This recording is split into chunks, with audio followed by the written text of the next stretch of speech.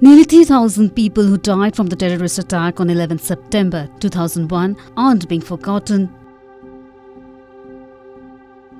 Their stories endure at the 9/11 Memorial and Museum, where personal artifacts help memorialize some of those who perished.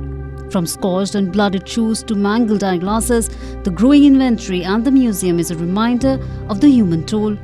Over the years, the museum has collected some 22,000 personal artifacts to help tell the stories of those who died and those lucky to survive. Many of those personal effects were plucked from the ruins of what was once the Twin Towers. Other items were donated by survivors or by the families of those who perished.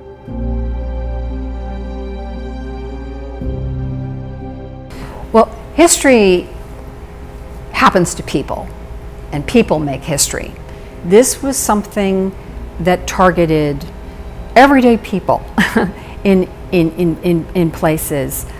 We were not, generals. We were not, a sworn enemy of anybody. These were people who were going to work, flying. We knew that families, the people that had lost a loved one that day, were going to need to have a place, have a way to remember the person that never came home from work, never came home from a flight. Jupiter Yambem's wife, Nancy Yambem, says anniversaries of 9/11 have little meaning to her because she carries the weight of her husband's death every day. She says her late husband will be remembered for his charming personality and love of his job. This is why anniversaries are hard, because I don't think that there's a day that goes by that I don't think about him, or that I don't think about what happened to him. Yambem died while working on the 107th floor of the North Tower. He was a banquet manager at the restaurant Windows of the World, which hosted lavish gatherings for New York elite political and business leaders. Absolutely. He loved his job. He loved what he did. He was very good at it. Yambem donated 2 simple items to commemorate his career: a corkscrew set he received as a gifting for hosting a conference for Morgan Stanley Dean Witter, and a pair of his business cards. A woodworking square screwdriver pry bar and a tool belt represents Sean Rooney, a vice president at Aon Corp who died in the South Tower.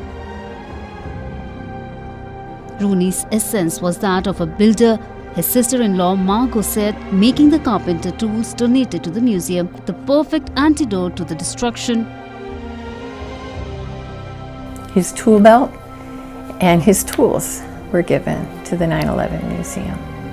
And to me and to our family, this is a very important side of Sean Rooney. This is his building side. He loved to do this. Rooney had phoned his wife Beverly at their home in Stamford, Connecticut.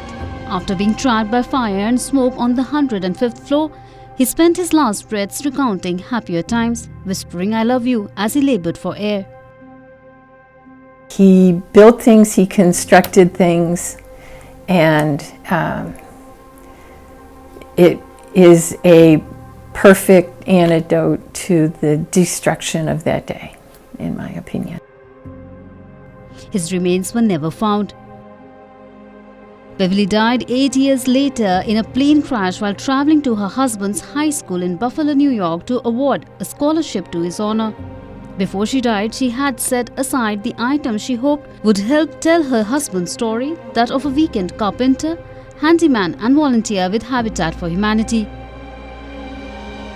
Having those important little pieces of truth, those palpable pieces of truth, those bridges to allow people to get engaged in the story, is why we do what we do, and we'll continue to do what we do. Just a small part of the museum's collection of artifacts is ever on display because there are just too many to show at any one time.